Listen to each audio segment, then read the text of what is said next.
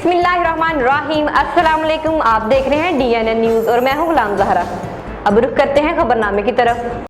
खबर शामिल करते हैं पाकपतन से। शुमाइला हाशमी की रिपोर्ट के मुताबिक पाकपतन थाना डलवरियाम SHO नाजम गुजर की बड़ी कार्रवाई, जनाब अल जबर का मुलजम फौरी गिरफ्तार, मुकदमा दर्ज।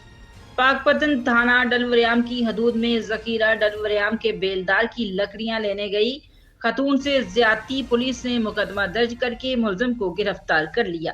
तफसीलात के मुताबिक जखीरा डलवरियाम में माह रमजान के नेक महीने में गुलाम रसूल उर्फ खान की 95D की रिहायशी खतून से गन पॉइंट पर ज्यादती। गुलाम रसूल उर्फ खान बेलदार 98D का रिहायशी है जो कि जखीरा डलवरियाम में डेली विजिट पर काम करता है।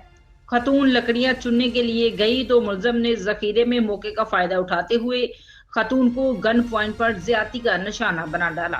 SHO नाजम गुजर ने फौरी कार्रवाई करते हुए मुकदमा दर्ज करके 5 घंटे के अंदर अंदर मुलजम को गिरफ्तार कर लिया। सियासी व समाजी हलकों की SHO को बरवकत कार्रवाई करने पर मुबारकबाद। अब तक के लिए इतना ही। मजीद खबरों के लिए हमारे साथ रहिए।